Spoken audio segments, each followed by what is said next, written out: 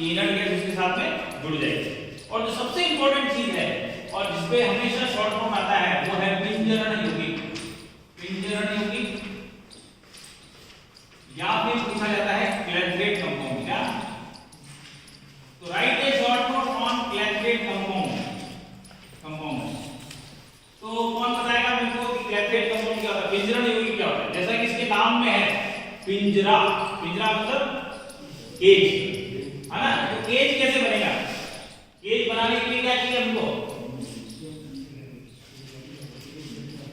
Phenol और हाइड्रोक्सीफिनोल के अंदर एक खासियत होती है, फिनोल और हाइड्रोक्सीफिनोल, कि वो क्या करेंगे, they will form a ring. और रिंग भी कैसी बनेगी? जैसे अपन एग्जांपल ले लेते हैं, हाइड्रोजन बॉन्ड से बनेगी, ठीक है ना? ये OH ग्रुप, ये OH ग्रुप, ऐसे ही तीन अपन को इसके अणु लेने हैं।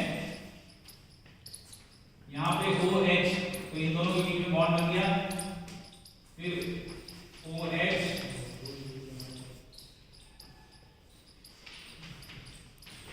OH, OH, ठीक है? O और H के बीच में बॉन्ड बना दिया, O और H के बीच में बॉन्ड बना दिया। तो हमारे पास में ये तीन फिनोल के मॉलिक्यूल है, ये तीनों फिनोल के मॉलिक्यूल आपस में हाइड्रोजन बॉन्ड से जुड़ गए। जब हाइड्रोजन बॉन्ड से जुड़ गए तो क्या हो गया? ये एक पिंजरा बन गया, ठीक है? अब ये जो पिंजरा बना है, इस पिंजरे की जो साइज है वो इनर्ट गैस की साइज के बराबर होगी। तो इनर्ट गैस इसमें ट्रैप हो जाती है। तो जब इनर्ट गैस इसमें ट्रैप हो जाती है तो इसको बोलते हैं पिंजरण यौगिक या क्लैथरेट कंपाउंड। तो clathrate compound is nothing but a cage formed by the phenol and hydrogen compounds. तीन आपस में जुड़ेंगे, जुड़ने के बाद में एक पिंजरा बनेगा और उस पिंजरे की साइज इसके बराबर होती है, तो इसलिए वो उसमें आके फंस जाता है।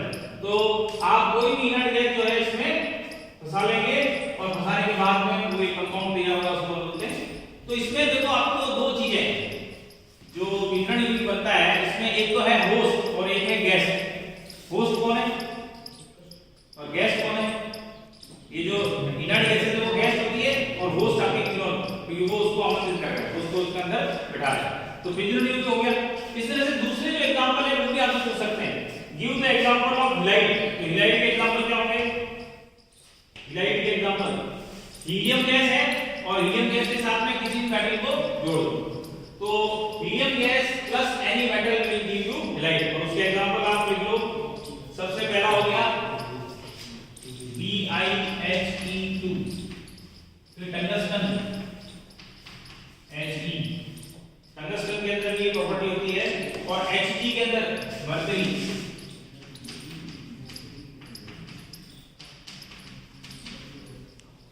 तो मर्करी के साथ में जुड़ता है हीलियम तो भी हिलाइट बनता है, और W के साथ में दो मॉलिक्यूल जुड़ेंगे, तो ये मेटल्स हैं जिनके साथ में हिलाइट बनते हैं। तो ये आपके एक एक नंबर के क्वेश्चन में पूछ सकते हैं, give the example of highlight, ठीक है? उसके बाद में दूसरे तरह का जो है वो है कोऑर्डिनेशन कंपाउंड वाला। तो कोऑर्डिनेशन कंपाउंड में आर्गन का ही बता रखा है, BF3,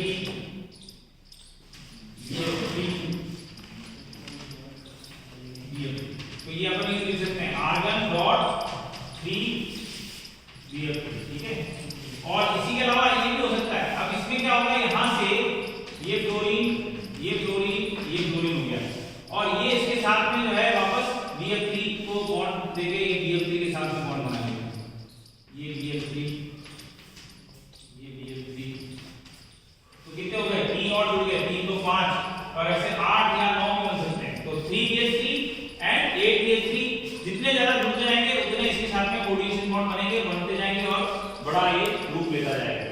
उसके बाद में आता है जिसको अपन कहते हैं हाइड्रेट्स। तो हाइड्रेट्स के अंदर आपका मॉलिक्यूल क्या होगा?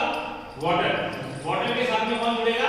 Inert gases. उसके एग्जांपल लिख लो आप, Kr6H2O, Krypton.6H2O, इसी तरह से Xenon.6H2O।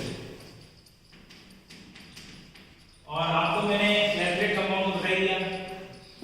तो ये सारा आपको याद रखना है। कल मैंने एक चीज और आपको बताई थी कि ये सारी गंधहीन स्वादहीन कैसे है, ना तो रंग है, ना कोई स्वाद है, ना कोई गंध है, तो इसलिए इसको पहचानना बहुत मुश्किल होता है। सारी कैसी है, मोनोएटॉमिक। मोनोएटॉमिक का मतलब हाँ, और उसका क्या रीजन बताया था मैंने, CP/CV रेशियो 1.66 आता है। फिर उसके बाद में एक और चीज याद रखनी है कि हम जब ऊपर से नीचे जाएंगे वर्ग में, ऊपर से नीचे जाएंगे, इसको क्या बोलते हैं, आवर्तिता, पीरियोडिसिटी। तो वर्ग में ऊपर से नीचे जाने पर क्या पाएंगे, एक तो साइज बढ़ता है ना, और एक और चीज क्या खासियत है कि आपका जो ग्रुप ऑफ एलिमेंट है उसमें सबसे बढ़ेगी, क्योंकि क्या होता है, अष्टक पूरा हो जाता है, इलेक्ट्रॉन का रिपल्शन हो जाता है पूरा, तो उसमें से इनका साइज एक्सपांड हो जाता है। फिर इनकी इलेक्ट्रोनेगेटिविटी 0, इलेक्ट्रॉन एफिनिटी 0। एक चीज है जो बहुत ज्यादा होती है, वो क्या है, वो है आयनाइजेशन पोटेंशियल। आयनाइजेशन पोटेंशियल बहुत अधिक होगा, सर्वाधिक यही का होता है। क्यों? क्योंकि ये तो स्टेबल है। अगर आप स्टेबल में से कोई चीज को निकालोगे तो वो अनस्टेबल होगा, और कोई अनस्टेबल होना नहीं चाहता, तो इसीलिए इनका आयनाइजेशन पोटेंशियल बहुत ज्यादा होता है। इनकी आप आयनाइजेशन पोटेंशियल के मान देखोगे तो 2080 किलो पर मोल इस तरह से वैल्यू है, तो बहुत ही हाई होता है। क्यों होता है? Because they are very stable. Stable को आप अनस्टेबल करोगे तो आपको हाई एनर्जी प्रोवाइड करनी पड़ेगी। तो बाकी सब चीजें शून्य है, रिएक्टिविटी शून्य, इलेक्ट्रोनेगेटिविटी शून्य, इलेक्ट्रॉन एफिनिटी शून्य, बाकी सब शून्य है। केवल एक मात्र जो है वैल्यू बहुत ज्यादा है, वो है इसकी, ठीक है ना, आयनाइजेशन पोटेंशियल। तो आयनाइजेशन पोटेंशियल क्यों ज्यादा है वो हमको याद होना चाहिए। तो ये इसकी प्रॉपर्टीज के बारे में हमको बताना पड़ेगा। इसके बाद में अपन को ये बताना है कि इनर्ट गैस की जो खोज हुई उससे केमिस्ट्री, रसायन को क्या फायदा हुआ, कोई बता सकता है? इनर्ट गैसेस की जो अपन ने खोज की, उस इनर्ट गैस की खोज से रसायन शास्त्र यानी केमिस्ट्री को क्या फायदा हुआ? एनी गैस, कोई गैस लगा सकता है? सबसे पहली चीज जो इसमें फायदा हुआ अपन को कि हमने पीरियोडिक टेबल को संतुलित कर लिया। कैसे संतुलित कर लिया? आपने देखा जीरो ग्रुप के इधर क्या है, इलेक्ट्रोनेगेटिव है, और जीरो ग्रुप के बाद में उधर जाएंगे तो कौन आएंगे, एस ब्लॉक एलिमेंट, यानी वो क्या है, सारे इलेक्ट्रोपॉजिटिव। तो इलेक्ट्रोनेगेटिव एक तरफ है, इलेक्ट्रोपॉजिटिव एक तरफ है, और बीच में शून्य वर्ग। तो आपकी पीरियोडिक टेबल एकदम बैलेंस हो गई। दूसरा ये आपको पता लगा कि संयोजकता क्या होती है, और संयोजकता के लिए क्यों जो है एटम्स करते हैं, सबको ऑक्टेट पूरा करना होता है। तो अष्टक का सिद्धांत किसने दिया? यानी जो वैलेंसी का सिद्धांत है वो ये कि सब अपने अष्टक को पूरा करने के लिए इलेक्ट्रॉनों का आदान प्रदान करते हैं, या फिर क्या करते हैं, इलेक्ट्रॉनों का साझा करते हैं। तो ये सारी चीज किससे समझ में आई? Inert gases. उसके बाद जो सबसे इंपॉर्टेंट चीज है, समस्थानिकों की खोज हुई। जो सबसे पहला समस्थानिक खोजा गया वो कौन सा था? नियोन। सबसे पहला समस्थानिक कौन था? नियोन। तो नियोन के समस्थानिक का पता लगा 20 और 22। तो जब नियोन का समस्थानिक हो सकता है तो औरों का भी हो सकता है, तो ये भी पता लगा। तो समस्थानिकों की खोज में इनर्ट गैसेस का बहुत बड़ा योगदान है। फिर रेडियोएक्टिविटी की खोज में भी बहुत बड़ा, क्योंकि रेडियोएक्टिव अल्फा कण क्या है, रेडियोएक्टिव अल्फा कण क्या है, वो हीलियम का नाभिक की तरह।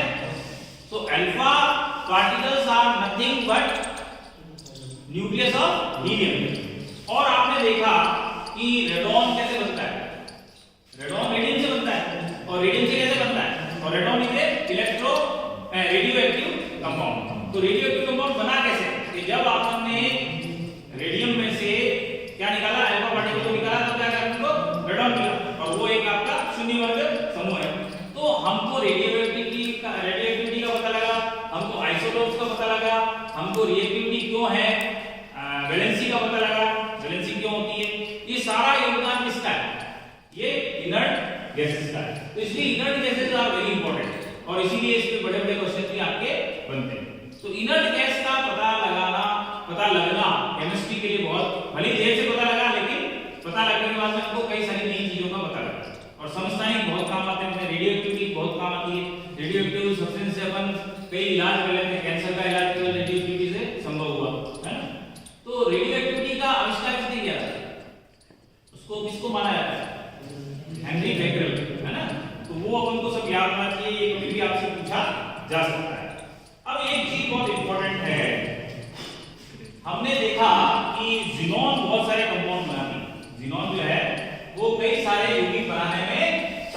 क्यों, व्हाई? अगर ये क्वेश्चन आ जाए कि इनर्ट गैस में एक ही ऐसी गैस है जो कि आपको जिनॉन डाइक्लोराइड भी देती है, जिनॉन टेट्राफ्लोराइड भी देती है, जिनॉन हेक्साक्लोराइड भी देती है, जिनॉन ऑक्सी टेट्राफ्लोराइड भी देती है, जिनॉन डाइऑक्सी डाइफ्लोराइड भी देती है। ये सारी चीजें अपन को कौन दे रहा है? केवल मात्र जिनॉन। व्हाई? क्योंकि वैज्ञानिकों ने ये पता लगाया कि जिनॉन का आयनन प्रभाव और ऑक्सीजन का आयनन प्रभाव एक जैसा होता है।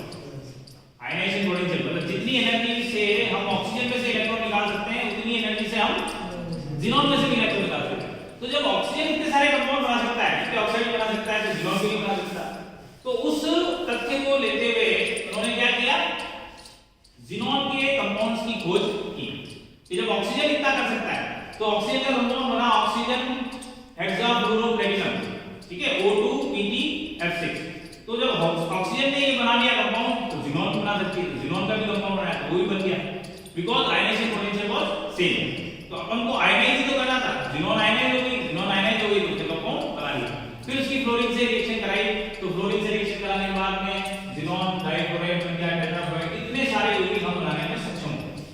तो एक और चीज है कि ये जिनॉन के जो यौगिक हैं, है ना, ये तीन जगह आपके काम आ रहे हैं। कहां काम आ रहे हैं? जिनॉन के यौगिक हमने पहले पढ़ा valence bond series. Valence bond series में हमने जिनॉन डाइक्लोराइड टेट्राफ्लोराइड सबके हाइब्रिडेशन देखे ना संकरण के अंदर।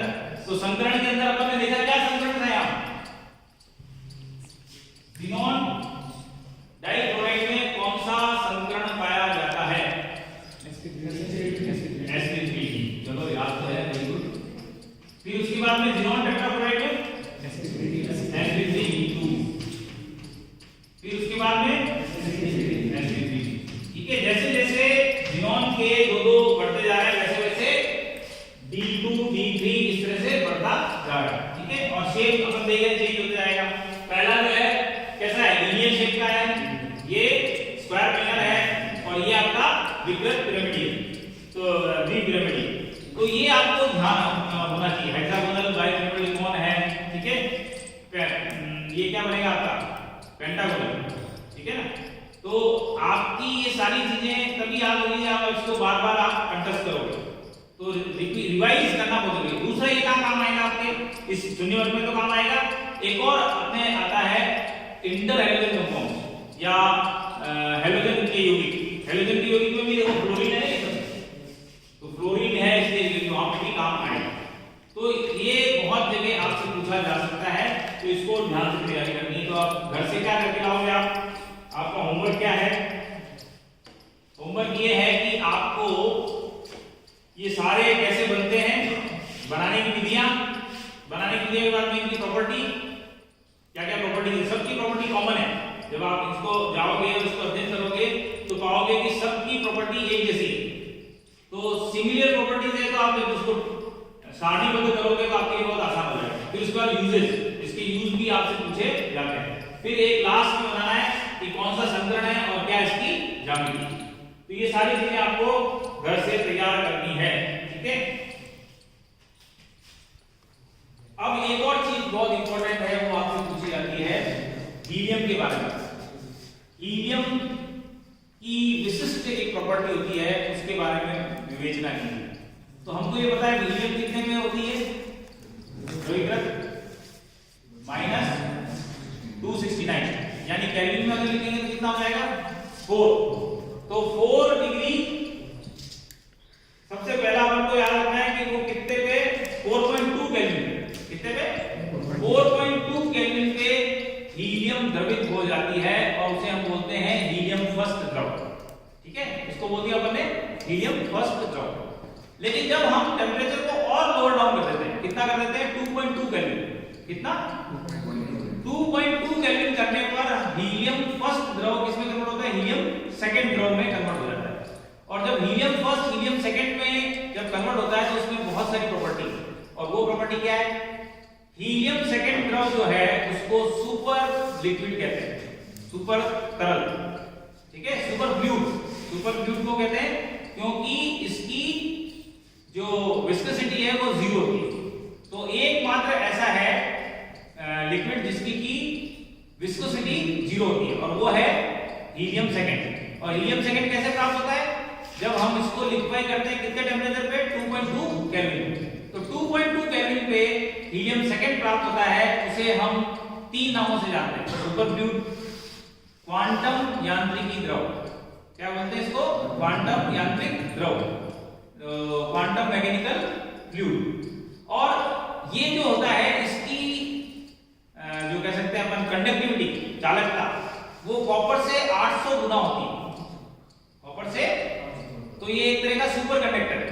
तो सुपर फ्लूइड, क्वांटम यांत्रिक द्रव और सुपर कंडक्टर, ये सारी चीजें किसके नाम है? हीलियम सेकेंड के। तो हीलियम सेकेंड पे या द्रव हीलियम पे टिप्पणी कीजिए। अगर इस तरह से आता है तो आपको पूरा बताना पड़ेगा कि हीलियम फर्स्ट क्या है, हीलियम सेकेंड क्या है, और इसको कैसे प्राप्त किया जाता है, और इसकी क्या खासियत है। खासियत ये है कि फ्लूइड विस्कोसिटी बिल्कुल कम है, तो जहां पे विस्कोसिटी 0 चाहिए वहां पे हम इसको यूज में लाते हैं, और जहां पे बहुत सुपर कंडक्टर हमको चाहिए होता है वहां पे भी हम हीलियम सेकेंड का उपयोग करते हैं। तो ये सारी चीजें अपन को बतानी पड़ेगी, इंपॉर्टेंट टॉपिक है इसके। और नेक्स्ट टर्म पे अपन जो है इसके सारे कंपाउंड्स के बारे में